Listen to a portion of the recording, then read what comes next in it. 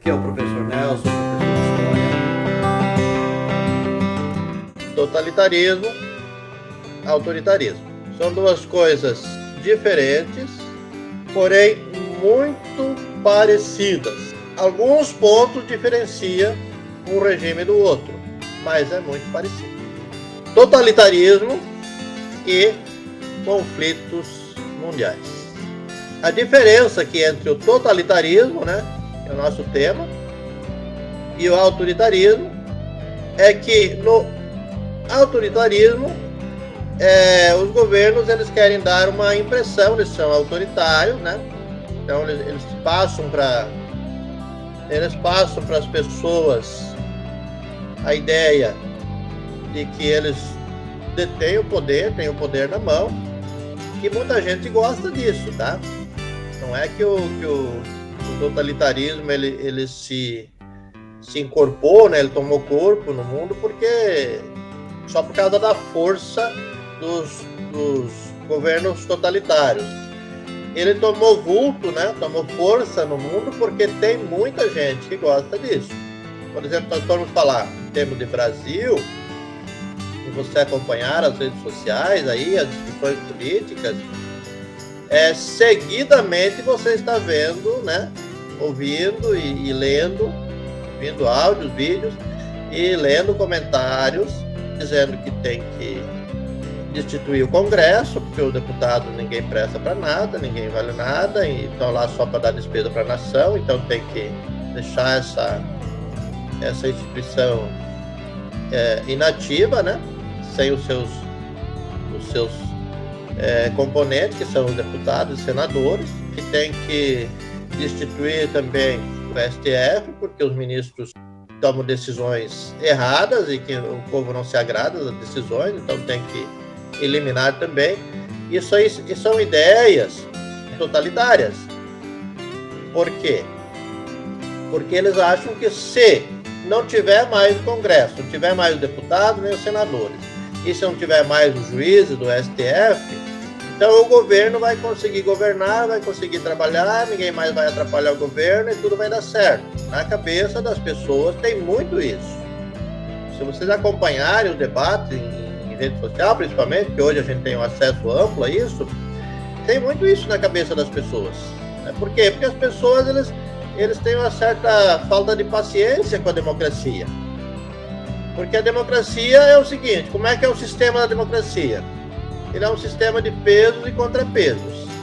Então nós temos ali na democracia, em pé de igualdade, sendo assim, ninguém é maior do que ninguém, que é o presidente e seus ministérios. Então a parte executiva, no caso, é um poder, que se chama poder, ali na escala dos três poderes, chama-se poder executivo.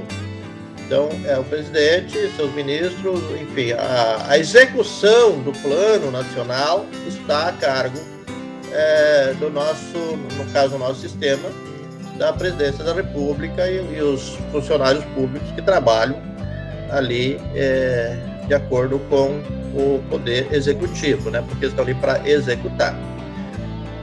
Só que para executar, aí nós temos que antes criar essa programação, Então nós temos que programar alguma coisa para daí executar. Isso aí é muito simples, qualquer um de nós podemos entender.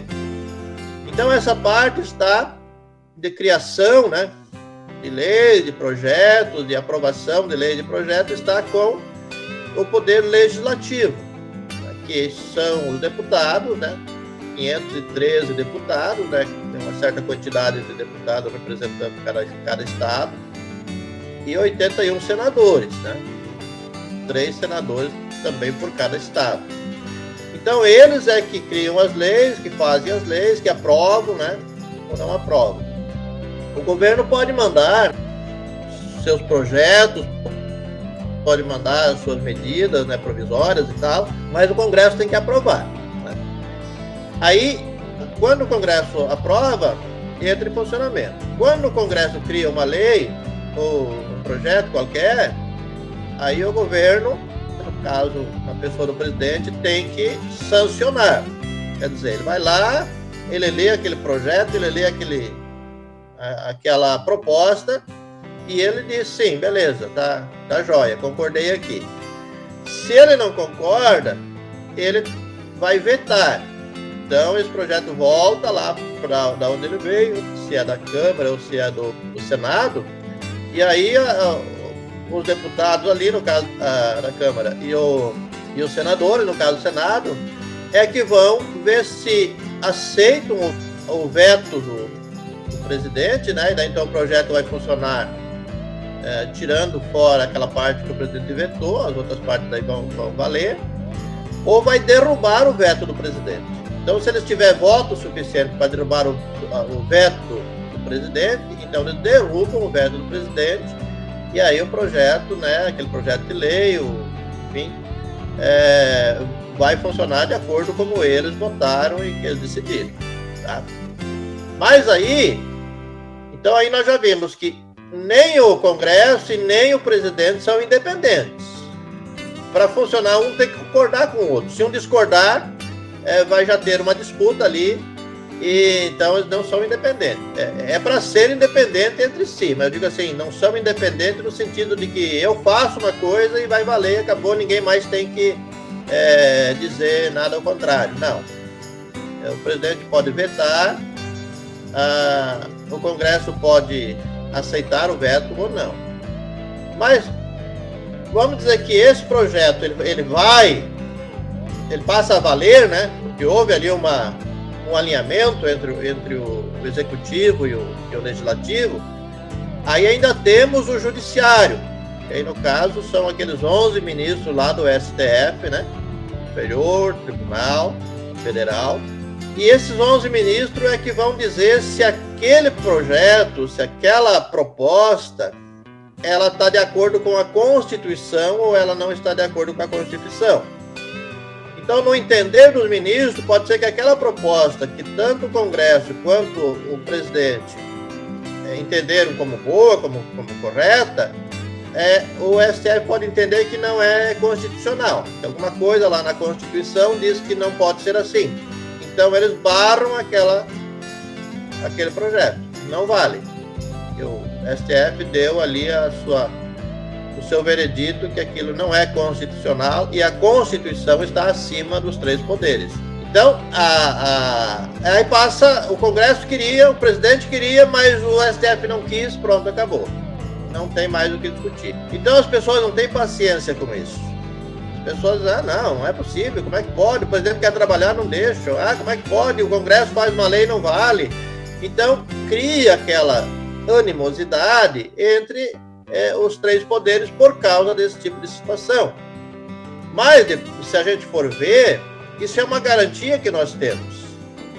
Porque se nós tivermos um governo autoritário, o que vai acontecer? Muitas coisas ele vai fazer bem certinho como a gente achou que tinha que ser feito. E aqui vai fazer andar e tudo. Mas quando ele fizer uma coisa que não é benéfica para a população, que a população não vai gostar daquilo, ninguém pode dizer nada, porque ele é totalitário. Não tem ninguém que diga para ele, não, isso aí não está certo. Ele manda e acabou. Então, isso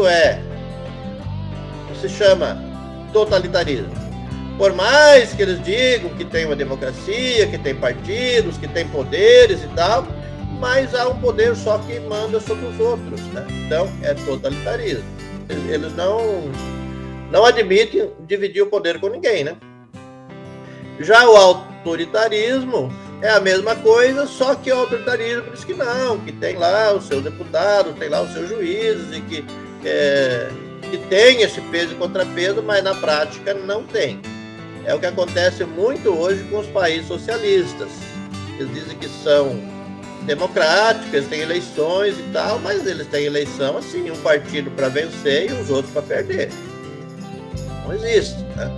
Ninguém derruba um partido comunista, nem na China, nem na Rússia, nem em Cuba, nem na Venezuela. Então você pode ver que as pessoas se levantam e tentam, mas eles têm o poder na mão, né? Eles são autoritários e totalitários. Então, por mais que eles digam que eles admitem uma oposição dentro do país, na prática essa oposição nunca consegue fazer nada, né? Então a gente vê muito esse autoritarismo aí nesses países. E aqui embaixo nós temos o discurso de Hitler, né? Eu mandei para vocês aqui, é uma parte aí do livro, né, da obra dele, chamada Minha Luta. Então tem alguma coisa aqui, esse discurso dele.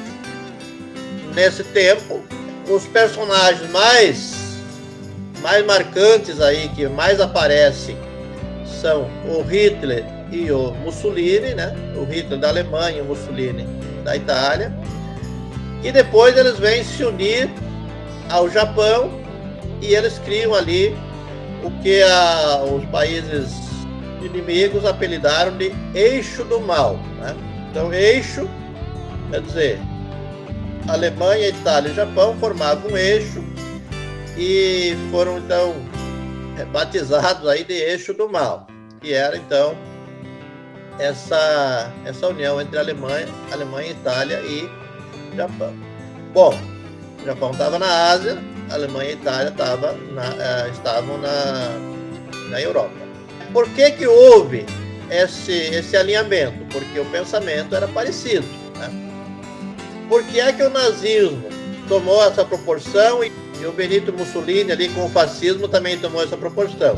Porque eles eram autoritários, eles eram sanguinários, tá? Mas não só isso, é porque o povo acabou achando que isso era esta forma de governar era uma forma que funcionava, né, que dava certo. Porque tivemos aí a crise, né, econômica e tal, então o pessoal não estava com muita paciência para esperar essa coisa aí de democracia, de um poder falar uma coisa, outro falar outra, até combinarem para poder fazer aquilo que se pensava em fazer. Então eles achavam que o caminho mais curto era o autoritarismo. Não, eu tenho um governo autoritário, né, no caso do Hitler ou do Mussolini, e nós vamos resolver o problema rapidamente. Os caras são bons, os caras sabem tudo, conhecem tudo, e eles vão resolver, não precisa dar satisfação para ninguém. E a maioria do povo apoia esse tipo de comportamento, tá, gente? Não pensa que os ditadores, eles surgem porque eles têm força e querem impor a força. Não, eles têm força e querem impor a força, mas eles surgem porque eles têm um apoio muito grande populacional. Assim também aos países que se tornam comunistas. Eles se tornam comunistas porque têm um apoio muito grande da população. A população está desencantada com o capitalismo, tantos problemas, tantas dificuldades, né? E eles não conhecem o outro lado, mas eles acham que pior do que está não vai ficar. Então eles apoiam. Os kitsares ali da Rússia estava muito ruim. A população não aguentava mais. Ele era também um governo autoritário, não aceitava opiniões. Então eles acharam que estava muito ruim e se ligaram à revolução, né, comunista, porque acharam que não ia piorar. E piorou, né? Porque no governo comunista, a primeira consequência é que não vai ter liberdade mais para nada. E a segunda é que não vai ter daqui 4 anos uma eleição que nós vamos tirar esse cara e botar outro. Não. Pode até ter a eleição, mas é para o mesmo cara vencer, porque assim é preparado o sistema, né? E aí ninguém mais é dono de nada, a propriedade privada ela deixa de existir e a liberdade também se vai. Então aqueles que torceram por um poder totalitário ou autoritário vão começar a sentir a dificuldade, porque agora, já que esse poder está tudo concentrado na mão de uma pessoa, ele faz o que quer. Então é isso que a gente tem que pensar sobre a nossa democracia. Às vezes a gente não tem tanta paciência para isso. A gente vê aí as pessoas comentando sobre isso e a gente mesmo tem hora que dá vontade de dizer, olha, tem que soltar uma bomba lá naquele congresso, tem que soltar uma bomba lá não sei aonde, porque a gente não aguenta mais. Só que pelo menos a gente tem a liberdade de discutir até se entender, então fazer as coisas. Do totalitarismo não tem. Aí se está certo, beleza, se não está certo, não tem o que fazer.